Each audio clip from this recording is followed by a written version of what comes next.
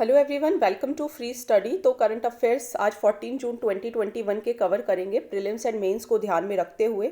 अगर आपको इनके क्वेश्चंस प्रैक्टिस करने हैं तो आप इनसाइट्स आईएएस की वेबसाइट पर जाकर क्विज प्रैक्टिस कर सकते हैं। मेंस की आंसर राइटिंग भी कर देख सकते हैं। यहाँ पे मैं आपको सभी जो इंपॉर्टेंट न्यूज़ है वो कवर करा रही हूँ। इसके साथ साथ आप चैनल को सब्सक्राइब करें, बेल आइकॉन ज़रूर प्रेस करें, वीडियो को लाइक एंड शेयर करना भी आपको नहीं भूलना है। तो जल्दी से पहले टेबल ऑफ कंटेंट्स देख लेते हैं। जीएस पेपर 2 के लिए हम देखेंगे कि होम मिनिस्ट्री ने किस तरीके से सिटीजनशिप को इनवाइट किया है। G7 मीट जो कि काफ़ी टाइम से न्यूज़ में चल रही है एंड उसके बारे में थोड़ा देखेंगे। जीएस पेपर 3 में देखेंगे गलवान क्लैश, गलवान वैली के कुछ इश्यूज देखेंगे। चाइना एंड यूएस की राइवलरी क्या है रेयर अर्थ मेटल्स को लेके, and China rare earth metals में किस तरीके से रिच है उसे भी देखेंगे। फैक्ट्स फॉर प्रीलिम्स में देखेंगे अंडमान एंड निकोबार आइलैंड के अंदर एक कॉफ़ी का जो प्लांट है वो डिस्कवर किया गया है। देन बिजोस बिडर ने $28 मिलियन पे किए हैं कि अगर बिजोस के साथ स्पेस में जाना है तो इसके बारे में भी देखेंगे। श्री सेलम टेम्पल से कॉपर प्लेट इंस्क्रिप्शंस मिले हैं तो वो भी हम देखने वाले हैं। तो सबसे पहले देखते हैं यूनियन, यहाँ पे यूएन पहले आएगा। तो यूनियन होम मिनिस्ट्री ऑर्डर आया है सिटीजनशिप को इनवाइट करने के लिए। तो यहाँ पर जो भी सुप्रीम कोर्ट का जो भी गाइडलाइंस आई थी कि जो रिसेंट पिटीशन फाइल हुई थी सुप्रीम कोर्ट में, एंड कहा गया था कि जो गवर्नमेंट ऑर्डर है वो डिस्क्रिमिनेट करता है एंड खास करके मुस्लिम्स को। सिटीजनशिप अमेंडमेंट एक्ट 2019 आया था ना, जिसमें सिटीजनशिप एक्ट 1955 को अमेंड किया गया था एंड तरीके बताए गए थे कि किस तरीके से सिटीजनशिप को एक्वायर किया जा सकता है। देखिए, ये क्वेश्चन आपसे इंटरव्यू में भी पूछा जा सकता है, मेंस में भी पूछा जा सकता है, तो आप ध्यान से इसको सुनिए।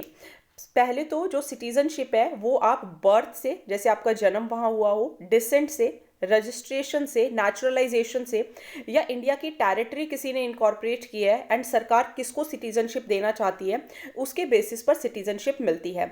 डिसेंट हो गया, रजिस्ट्रेशन हो गया, नेचुरलाइजेशन हो गया, ये आपको काफ़ी डिटेल में लक्ष्मीकांत की बुक में मिल जाएगा। हम अभी क्या कवर कर रहे हैं कि सिटीजनशिप अमेंडमेंट एक्ट 2019 क्या है। यहाँ पर क्या है, इंडियन ऐसे लोग जैसे कि मान लीजिए जो दूसरी कंट्री में, खास करके बांग्लादेश, पाकिस्तान एंड अफगानिस्तान के अंदर जो हिंदू हैं, सिख है, जैन है, बुद्धिस्ट है, पारसी हैं, क्रिश्चियन हैं, वहाँ के लोगों को जब वहाँ पर इन्हें माइनॉरिटी कंसीडर किया जाता है तो इंडियन सिटीजनशिप देने की बात कही गई थी। नाउ जो 31 दिसंबर 2014 तक इंडिया में आ चुका है एंड उसने रिलीजियस परसिक्यूशन फेस की है, तो अब उन्हें इलीगल माइग्रेंट्स नहीं माना जाएगा बल्कि उन्हें इंडियन सिटीजनशिप मिलेगी। एंड सेंट्रल गवर्नमेंट कुछ जो ओवरसीज जो सिटीजन्स होते हैं इंडिया की, उनकी सिटीजनशिप कैंसिल भी कर सकता है कुछ ग्राउंड्स के बेसिस पर। नाउ इसके अंदर कुछ एरियाज को इंक्लूड नहीं किया गया, जैसे त्रिपुरा, मिजोरम, आसाम एंड मेघालय। आप नॉर्थ ईस्ट का मैप देखेंगे, जैसे आपको कुछ इस तरीके का मैप देखने को मिलेगा, तो त्रिपुरा हो गया, मिजोरम हो गया, ऊपर आपका आसाम हो गया, एंड आसाम से ही लगता क्या हो गया, मेघालय हो गया।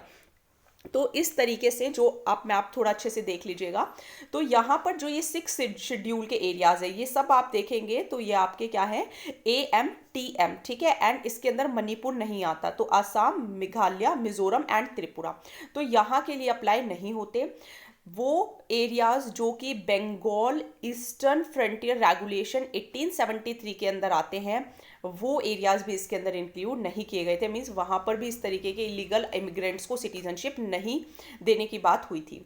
देन देखिए इश्यूज क्या है। इश्यूज बेसिक स्ट्रक्चर को ये वायलेट करता है क्योंकि आप रिलीजन के बेसिस पे डिस्टिंग्विश कर रहे हो, ठीक है। एक थ्रेट है, काफ़ी लोगों ने, आपने देखा होगा कि हड़ताल वगैरह भी की थी, ठीक है, स्ट्राइक्स भी की थी। जो इलीगल इमिग्रेंट्स है उनको रिलीजन के बेसिस पे एलिजिबिलिटी मिल रही है सिटीजनशिप के लिए, तो आर्टिकल नंबर 14 वायलेट होता है, ठीक है। देन अगेन नेचुरलाइज करने की कोशिश की जा रही है सिटीजनशिप को, इलीगल इमिग्रेंट्स को, एंड OCI रजिस्ट्रेशन को कैंसिल करने की बात कही जा रही है। तो ये इसके इश्यूज हैं, इसी को लेके प्रॉब्लम्स भी हैं। चलिए नेक्स्ट टॉपिक देखेंगे, G7 मीटिंग्स। देखिए इसकी ट्रिक मैंने आपको पहले भी बताई थी, एक बार और बताती हूँ। UGF बिकम CGI, ये मैंने ट्रिक बताई थी कि आप देखो आपकी जो GF है, गर्लफ्रेंड है, वो चीफ जस्टिस ऑफ इंडिया बन गई है। यू से है आपका US UK, C से आपका कनाडा, G से है जर्मनी, फ्रांस, F से है फ्रांस, J से है जापान, I से है इटली। ये ट्रिक मैंने आपको बताई थी, याद रह जाए तो बहुत अच्छी बात है, मैंने इस ट्रिक से इसको लर्न किया हुआ है। देखिए एक और होता है D10। D10 में आपको इसके अंदर क्या करना है, जो G7 है ना उसके अंदर IAS को और ऐड कर देना। I मतलब इंडिया, A मतलब ऑस्ट्रेलिया, S मतलब साउथ कोरिया। ठीक है, तो ये आप लर्न कर सकते हैं। अब देखिए जो G7 की मीटिंग है, कौन सी मीटिंग हो रही है, ये 47th मीटिंग हो रही है। यहाँ पे जो वर्ल्ड की जो ये रिचेस्ट कंट्रीज हैं, जैसे तो यहाँ पे ऑथोरिटेरियनिज्म मतलब जैसे किसी एक की कहना, तो प्राइम मिनिस्टर नरेंद्र मोदी ने कहा भी था कि open societies and open economies, क्योंकि इंडिया को भी इनवाइट किया गया है। पिछली बार भी इनवाइट किया गया था बट हम नहीं गए थे ड्यू टू कोरोना इशूज़। तो ये 7 नेशंस हैं, कॉर्नवॉल के अंदर ये मिल रहे हैं, साउथ वेस्ट इंग्लैंड के अंदर 47th एडिशन चल रहा है। यहाँ पर $100 बिलियन दिए जाएंगे ताकि ग्लोबल वार्मिंग को हम डील कर सके, ग्लोबल वार्मिंग के साथ, एंड कार्बन एमिशन को कम कर सकें। प्राइम मिनिस्टर नरेंद्र मोदी जी ने यह भी कहा कि इंडिया का कमिटमेंट है कि हम ग्लोबल हेल्थ चैलेंजेस के लिए कलेक्टिव सॉल्यूशन फाइंड करने की कोशिश करेंगे। One earth one health approach की बात कही गई है। जो G7 के फाइनेंस मिनिस्टर्स हैं वो 4 और 5 जून को भी मिले थे, एंड ये भी बात हुई थी कि जो मिनिमम टैक्स रेट है वो 15% होना चाहिए। मतलब कोई भी कंट्री ऐसी ना हो कि जो ये मल्टीनेशनल कंपनीज हैं वहाँ पर किसी कंट्री के अंदर इनको 15% से कम टैक्स पे करने को कहा जाए, ताकि ये क्या करती हैं कंपनीज, फिर उसी कंट्री के अंदर अपनी इनकम शो करती हैं एंड फिर ये टैक्स देने से बचती हैं। तो यहाँ पर ये भी बात हुई थी कि कम से कम मिनिमम टैक्स 15% हो। लेकिन इशू यही आ गया कि आप किसी कंट्री को कैसे बोल सकते हो, क्योंकि हर कंट्री सॉवरन है। चलिए अब देखिए G7 की बात करते हैं। तो G7 को पहले G8 था। G8 भी ये कब बना वो भी मैं आपको बताती हूँ। देखो 1975 में G7 बना था, जब अपने इंडिया के अंदर क्या लगी थी, इमरजेंसी लगी थी। तो यहाँ पर ये लोग लीडर्स मिले G7, एंड इनका एम यही था कि हम इश्यूज डिस्कस करेंगे, ग्लोबल प्रॉब्लम्स को सॉल्व करने की कोशिश करेंगे। तो इस तरीके से G7 बना। फिर 1998 में, देखिए 75 के बाद 1998 में 23 साल बाद रशिया को भी इसमें इंक्लूड किया गया। रशिया के जो प्रेसिडेंट थे व्लादिमीर पुतिन, इन्होंने फिर 2014 में क्या किया, जो यूक्रेन है, यूक्रेन से क्रीमिया को छीन लिया, कॉन्कर कर लिया, जिसकी वजह से G8 से रशिया को निकाल दिया गया। दोबारा से 2014 में, जो 1998 में ये G8 बने थे, 2014 में दोबारा क्या बन गए, G7। आई होप आपको समझ में आ गया होगा।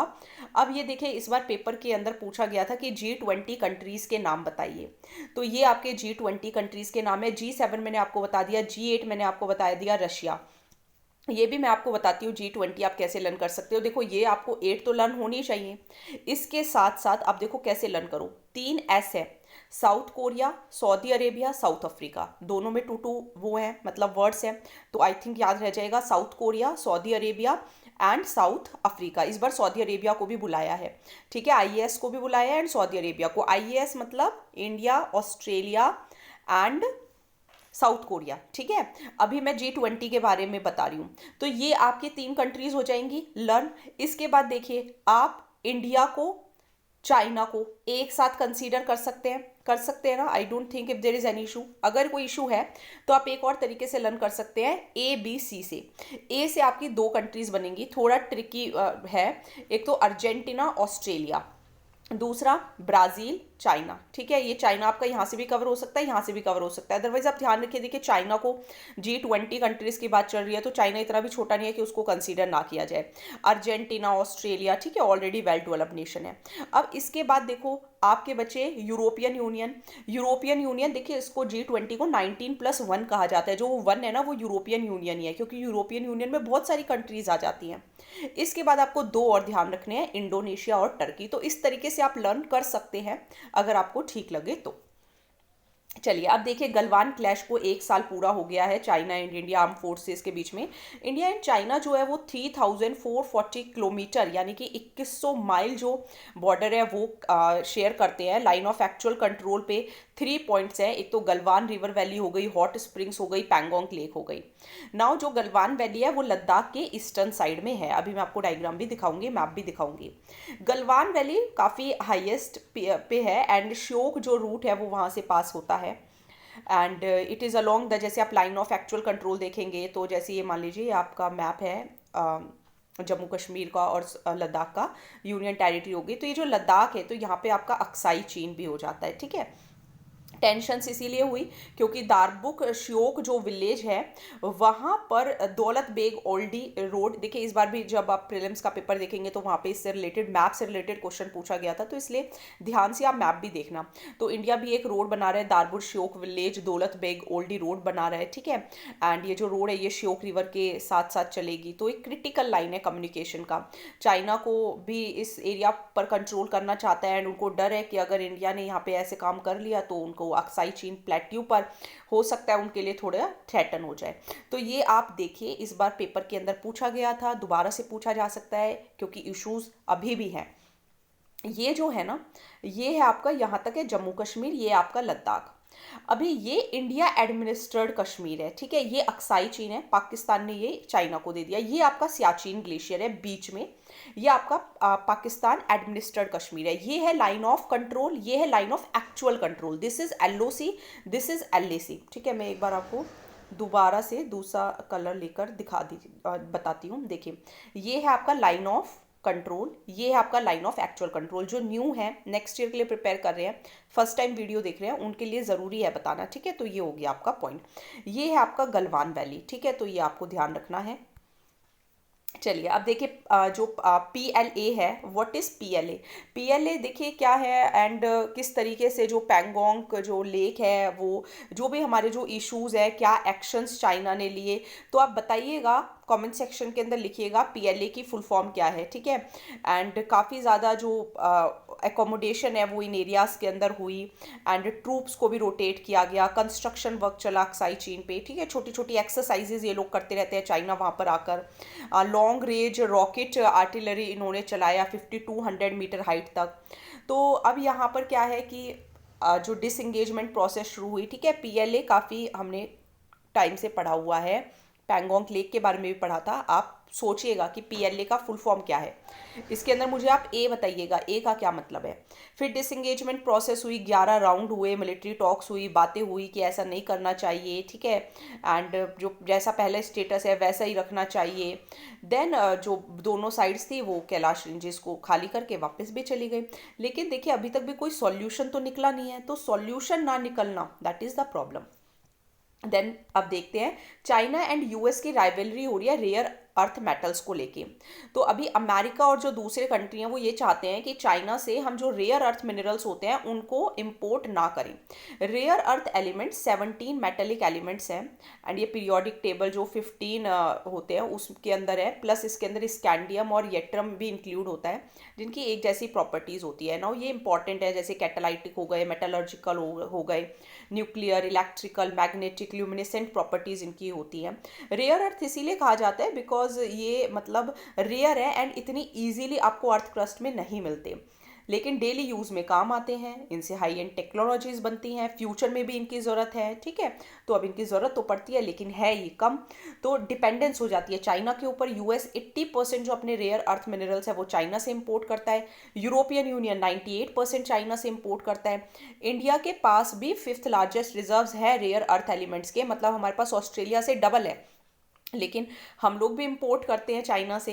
तो इतना ज़्यादा जो कंट्रीज़ हैं वो चाइना पे डिपेंड है एंड उन चाइना के साथ इतने सारे इश्यूज़ हैं, तो किस तरीके से चाइना को यहाँ पर भी टैकल किया जाए। तो US सीनेट ने एक लॉ पास किया है जहाँ पे वो ये कोशिश करेंगे कि क्रिटिकल जो मिनरल सप्लाई चेन है उसको इम्प्रूव करा जा सके एंड ग्लोबल सप्लाई को कहीं और से भी मतलब मीट किया जा सके एंड वो कॉम्पिटिटर्स पर इतना रिलाई ना करे, खास करके चाइना पर।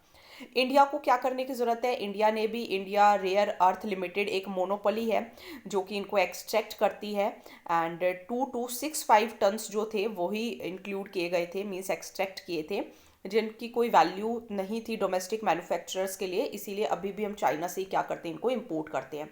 तो इंडिया को भी अपना जो रेयर अर्थ सेक्टर है उसके अंदर कंपटीशन, इनोवेशन लेकर आना होगा। बेस्ट मूव यही है एक नया डिपार्टमेंट क्रिएट किया जाए ministry of petroleum and natural gas के अंदर, जो कि ये सब चीज़ें देखे, रिसर्च एंड डेवलपमेंट हो, एक ऑटोनॉमस रेगुलेटर बने जैसे कि rare earth regulatory authority of India बने कि अगर कोई डिस्प्यूट होता है तो उस डिस्प्यूट को भी सॉल्व किया जा सके। चलिए अब फैक्ट्स फॉर प्लेम्स देखेंगे। अंडमान एंड निकोबार के अंदर एक कॉफ़ी का जो ट्री है वो पाया गया है अंडमान आइलैंड्स के अंदर, 15 मीटर जो टॉल ट्री है ये। इस न्यू स्पीशीज का नाम है पायरोस्ट्रिया लालजी, ठीक है। ये पहला रिकॉर्ड है पायरोस्ट्रिया लालजी एंड इसके अंदर काफ़ी ज़्यादा डिस्टिंग्विश्ड है, लॉन्ग स्टेम है, वाइट कलर की इसके ऊपर कोटिंग है, ओबोवेट लीव्स हैं, ठीक है। सबसे पहले मिला था साउथ अंडमान के वॉन्डूर फॉरेस्ट के अंदर। यहाँ पे और भी ट्रीज मिलते हैं जैसे कि जरावा हो गया, चिड़िया टापू फॉरेस्ट हो गया। ना ये ध्यान रखिएगा, दिस इज क्रिटिकली इंडेंजर्ड, ठीक है, तो क्रिटिकली इंडेंजर्ड है। देन देखिए एक बिडिंग आई है कि जो भी जेफ बिजोस के साथ स्पेस फ्लाइट में जाना चाहता है end of A billionaire company के वो ऑनर है ब्लू ओरिजिन के, तो वो वहाँ पे जा सकते हैं एंड $28 मिलियन आपको पे करने होंगे। कंपनी का जो लॉन्च व्हीकल है वो क्या है, न्यू शेपर्ड। चलिए नेक्स्ट देखते हैं, कॉपर प्लेट इंस्क्रिप्शंस मिली है श्री सैलम टेम्पल के अंदर, भारम्बा मल्लिकार्जुना देवास्थानम।